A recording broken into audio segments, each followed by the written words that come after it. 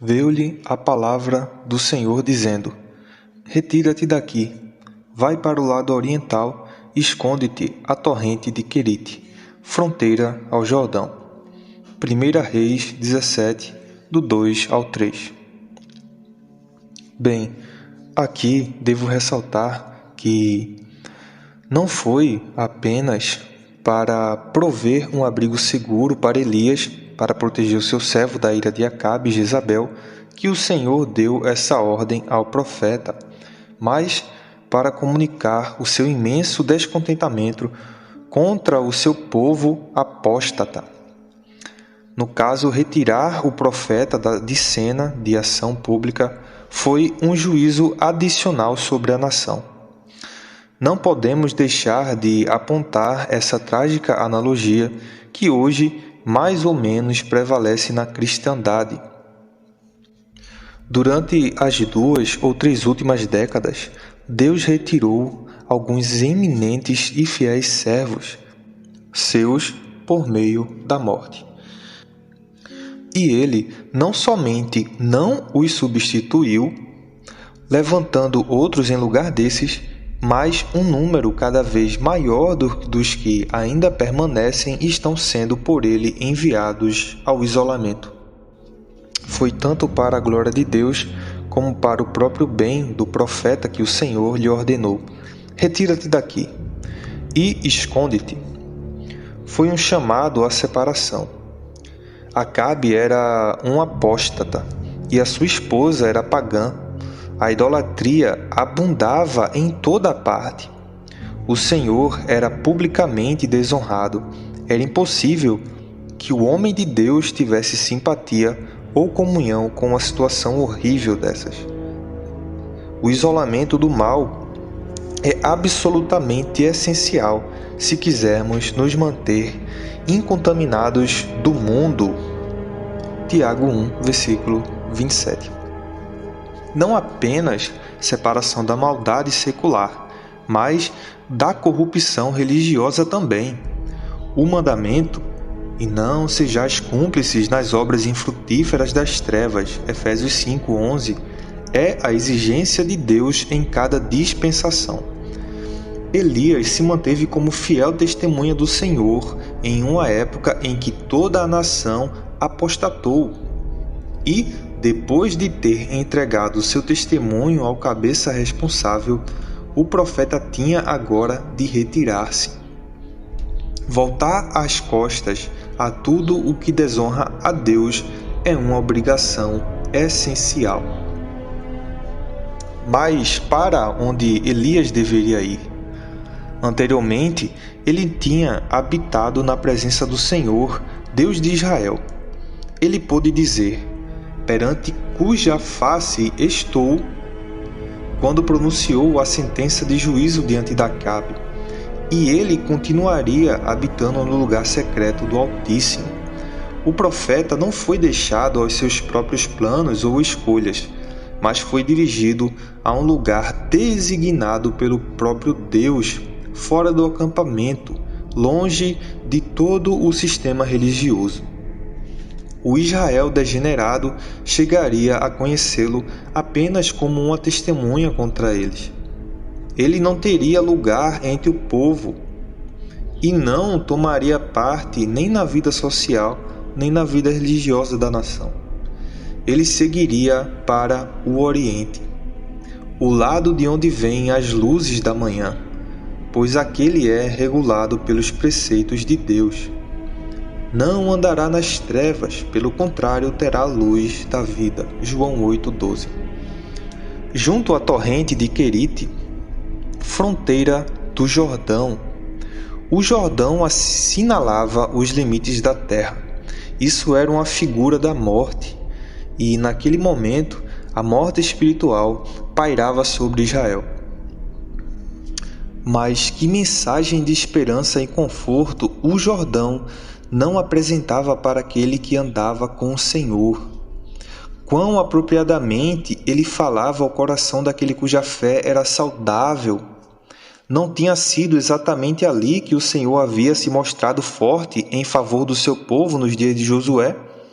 Não fora o Jordão o exato lugar que testemunhara o poder miraculoso de Deus quando Israel deixou o deserto para trás de si?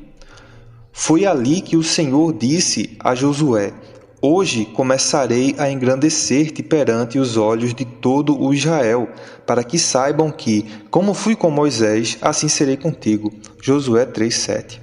Foi ali que o Deus vivo fez as águas se amontoarem, versículo 13, de forma que todo o Israel passou a pé enxuto, atravessando o Jordão, versículo 17.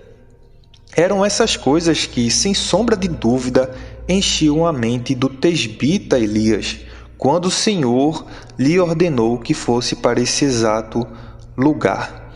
Se a sua fé estava sendo exercitada, o seu coração estava em perfeita paz, sabendo que um Deus que opera milagres não haveria de falhar. Foi também para o próprio bem pessoal do profeta que o Senhor agora lhe ordenava: esconde-te. Havia outro perigo que o ameaçava, diferente da fúria de Acabe. O sucesso das suas súplicas poderia tornar-se uma armadilha, enchendo-lhe o coração de orgulho e até mesmo endurecendo-o quanto à calamidade que desolava a terra. Anteriormente, ele estava envolvido em oração secreta e assim, por um breve momento, ele professou uma boa confissão diante do rei.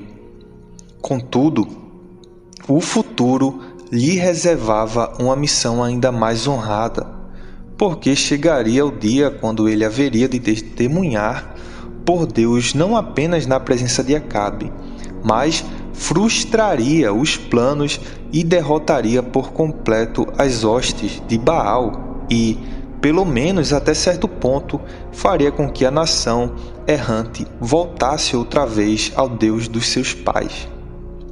Mas essa hora ainda não havia chegado, nem Elias já estava pronto para ela.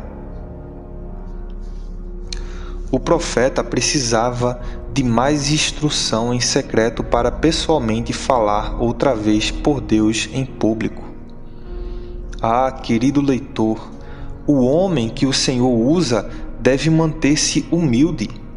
Ele tem de experimentar disciplina severa, a fim de que a carne seja totalmente mortificada.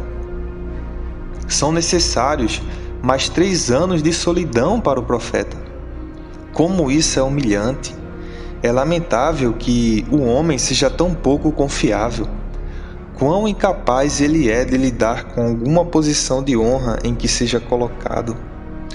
Quão rapidamente o eu levanta a cabeça e o instrumento está pronto para crer que é algo mais do que mero instrumento. Quão lamentavelmente fácil é fazer do próprio serviço que Deus nos confia um pedestal para nos projetarmos a nós mesmos. Mas Deus não reparte a sua glória com ninguém, e por isso ele esconde aqueles que podem ser tentados a tomar para si alguma glória indevida. É somente quando somos retirados da vista do público e assumirmos nosso lugar sozinhos com Deus que podemos aprender a nossa própria insignificância. Claramente, vemos essa importante lição no trato de Cristo com os seus amados apóstolos. Em certa ocasião, eles retornaram até ele, regozijando-se com o sucesso e cheios de si mesmos. Eles lhe relataram tudo quanto haviam feito e ensinado. Marcos 6,30. É estritamente instrutiva a serena resposta de Cristo: vinde repousar um pouco à parte num lugar deserto. Versículo 31. Esse continua sendo o seu gracioso remédio para quaisquer dos seus servos que possam se inchar com a própria importância e imaginar que a sua causa sobre a terra sofreria severo dano se eles fossem retirados dela. Deus muitas vezes diz aos seus servos: retira-te daqui, esconde-te. Às vezes, o propósito de Deus se realiza na frustração das nossas esperanças ministeriais deles. Às vezes, por meio da aflição de uma enfermidade que os prostra de cama ou por meio de alguma severa privação. Feliz é aquele que, nessa ocasião, pode dizer de coração: seja feita a vontade do Senhor. Todo servo que Deus se digna a usar precisa passar pela experiência de Querite, antes que esteja pronto para um triunfo do Carmelo. Esse é um dos princípios imutáveis dos caminhos de Deus. José sofreu as injúrias, tanto da cisterna como da prisão, antes de tornar-se governador de todo o império majestoso e glorioso Egito, abaixo apenas do próprio Faraó. Moisés gastou 1/3 da sua longa vida atrás do deserto, antes que o Senhor lhe desse a honra de liderar seu povo para fora da casa da servidão. Davi teve de aprender a suficiência do poder de Deus no campo, antes que se adiantasse para matar Golias à vista dos exércitos reunidos de Israel e dos filisteus. Assim também aconteceu com o perfeito servo. Viveu recluso e em silêncio durante 30 anos, antes que começasse seu breve ministério público. Assim também, o chefe dos seus embaixadores, um tempo na solidão da Arábia, foi seu aprendizado antes de tornar-se o apóstolo dos gentios. Mas não existe algum outro ângulo do qual possamos contemplar essa aparentemente estranha ordem: retira-te daqui e esconde-te? Não foi um real e severo teste da submissão do profeta à vontade de Deus? Dizemos severa porque, para um homem rude, essa solicitação era muito mais exigente do que ir à presença de Acabe. Alguém com uma disposição fervorosa acharia muito mais difícil passar 3 anos em um anonimato inativo do que estar engajado em alguma missão pública. Este escritor pode testificar de sua longa e penosa experiência de que ser removido para um canto, Isaías 30:20, é prova muito mais severa do que dirigir-se a grandes congregações cada noite, mês por mês. No caso de Elias, essa é a óbvia lição. Ele precisa aprender pessoalmente a prestar obediência implícita ao Senhor antes de estar qualificado a comandar os outros em seu nome. Vamos agora olhar mais de perto o lugar específico que Deus selecionou como aquele onde o seu servo haveria de residir temporariamente, junto à torrente de Querite. Era uma torrente e não um rio, uma torrente que poderia secar a qualquer momento. É raro que Deus coloque os seus servos, ou mesmo o seu povo, no meio da luxúria e da abundância. Estar saciado com as coisas deste mundo significa, muitas vezes, se afastar das afeições do próprio doador. Observe esse versículo. Quão dificilmente entrarão no reino de Deus os que têm riquezas. É o nosso coração que Deus requer, e muitas vezes isso é posto à prova. No geral, a maneira como lidamos com as perdas temporais manifesta a diferença entre o verdadeiro cristão e o mundano. Observe que, para o mundano, ele se vê totalmente arrasado com os reveses financeiros e frequentemente comete suicídio. Agora, por quê? Ora, porque se foi tudo o que era seu e nada restou pelo que viver. Em contraste, o crente genuíno pode ser severamente abalado e por algum tempo profundamente deprimido. mas ele recobrará o equilíbrio e dirá: Deus ainda é a minha porção, e eu de nada sentirei falta.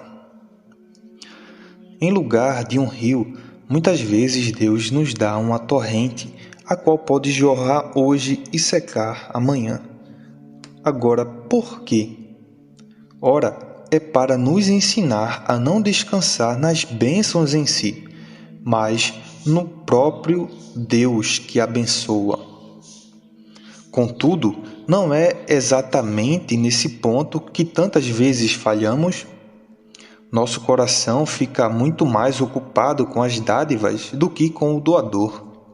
Não é exatamente essa a razão por que o Senhor não nos confia um rio, a saber, porque isso inconscientemente tomaria o lugar dele em nosso coração? Mas, engordando-se o meu amado, deu coices, engordou-se, engrossou-se, ficou nédio e abandonou a Deus que o fez, desprezou a rocha da sua salvação. Deuteronômio 32:15. E essa mesma tendência perversa existe dentro de nós. Às vezes pensamos que estamos sendo tratados com dureza por Deus, nos dá uma torrente em vez de um rio. Mas isso acontece porque conhecemos tão pouco o nosso próprio coração. Deus ama muito os seus para deixar facas perigosas nas mãos das crianças. Agora o que devemos observar é como o profeta haveria de subsistir em um lugar desses. De onde viria a sua comida? A resposta é óbvia. Deus resolverá isso. Ele proverá o sustento dele. Beberás da torrente, versículo 4. O que quer que aconteça com Acabe e seus idólatras, Elias não perecerá. Nos tempos mais difíceis, Deus vai se mostrar forte para com os seus. Qualquer outro pode passar fome, mas os seus serão alimentados. O seu pão lhe será dado, as suas águas serão certas. Isaías 33:16. Contudo, quão absurdo parece ao bom senso pedir a alguém que permaneça indefinidamente junto de uma torrente. Sim, mas foi Deus quem deu essa ordem. E por mais que pareça precipitadamente aos olhos do de fora que observam tal atitude, os mandamentos divinos não são para discutir, mas para obedecer. Dessa forma, Elias foi chamado a confiar em Deus contrariamente à vista, à razão e a todas as aparências exteriores, para descansar no próprio Senhor e esperar pacientemente nele. Eu ordenei aos corvos que ali mesmo te sustentem. Versículo 4. Agora preste atenção nessas palavras. Talvez o profeta preferisse vários outros refúgios, mas ele teria de ir a Querite, se quisesse o suprimento divino. Por todo o tempo que permanecesse ali, Deus se comprometia a prover para ele. Quão importante, então, é a seguinte questão: estou no lugar que Deus, por meio da sua palavra ou providência, designou para mim? Se a resposta é sim, com toda certeza Ele haverá de suprir cada uma das minhas necessidades. Porém, se, à semelhança do filho mais moço, eu viro as costas para Ele e marcho para um país distante, então, com certeza, à semelhança daquele pródigo, eu padecerei necessidade. Quantos servos de Deus que, trabalhando em circunstâncias difíceis ou modestas, com o orvalho do Espírito na alma e a bênção do céu sobre seu ministério, receberam um convite para trabalhar em outro lugar que oferecesse um campo mais amplo de trabalho e até melhores condições de sustento, e, uma vez que cedem à tentação, entristeceram o espírito e viram o seu engajamento no reino de Deus chegar ao fim.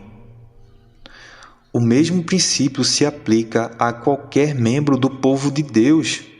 Eles têm de estar no caminho, Gênesis 24, 27, às ordens de Deus se quiserem receber os suprimentos divinos. Seja feita a tua vontade. Vem antes de o pão nosso de cada dia nos dá hoje. Mas quantos cristãos nominais, alguns dos quais conhecemos pessoalmente, que moravam em certa cidade para onde Deus enviou um dos seus servos qualificados, que os alimentava com mais fino trigo, e, por isso, as suas almas passaram a prosperar, receberam e aceitaram uma tentadora oferta de negócios de algum lugar distante que melhoraria a posição deles neste mundo, e mudaram a sua tenda de lugar unicamente para entrar em um deserto espiritual, onde não havia disponível nenhum ministro que os edificasse. Em consequência disso, a alma desses cristãos começou a passar fome, seus testemunhos de Cristo foram arruinados, e sobreveio um período de infrutífera apostasia. Assim como Israel antigamente tinha de seguir a nuvem para que obtivesse os suprimentos do maná, assim nós temos de estar no lugar ordenado por Deus, se quisermos que nossa alma seja regada e nossa vida espiritual prospere. Passemos agora a examinar os instrumentos escolhidos por Deus para ministrar às necessidades físicas do seu servo. Eu ordenei aos corvos que ali mesmo te sustentem. Esse texto sugere várias ideias. Primeiro, veja aqui tanto a soberania como a absoluta supremacia de Deus.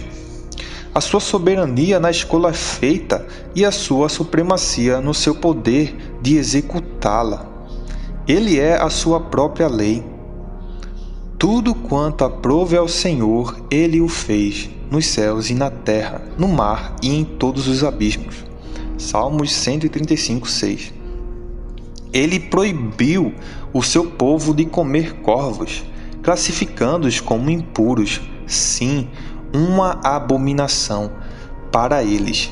Levítico 11:15, Deuteronômio 14 e 14. Contudo, ele mesmo faz uso deles para levar comida ao seu servo. Como os caminhos de Deus são diferentes dos nossos, ele empregou a própria filha de Faraó para socorrer o menino Moisés e um Balaão para pronunciar uma das suas mais extraordinárias profecias. Ele usou a queixada de um jumento na mão de Sansão para destruir os filisteus e uma funda em uma pedra para vencer o herói deles. Eu ordenei aos corvos que ali mesmo te sustentem. Ó, que Deus é o nosso Deus! Os pássaros do céu, os peixes do mar, as feras selvagens do campo, sim, os próprios ventos e ondas lhe obedecem.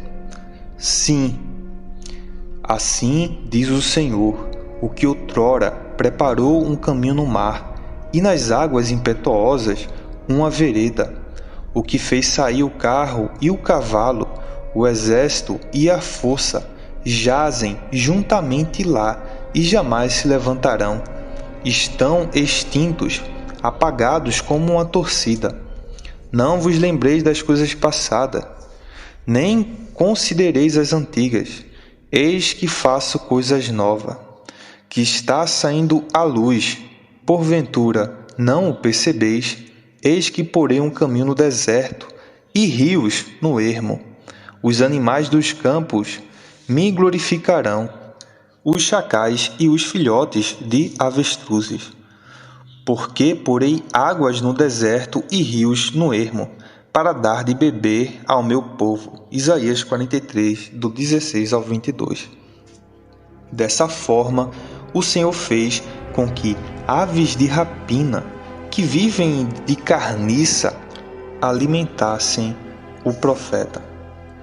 Porém, admiremos, além do poder de Deus, a sua sabedoria.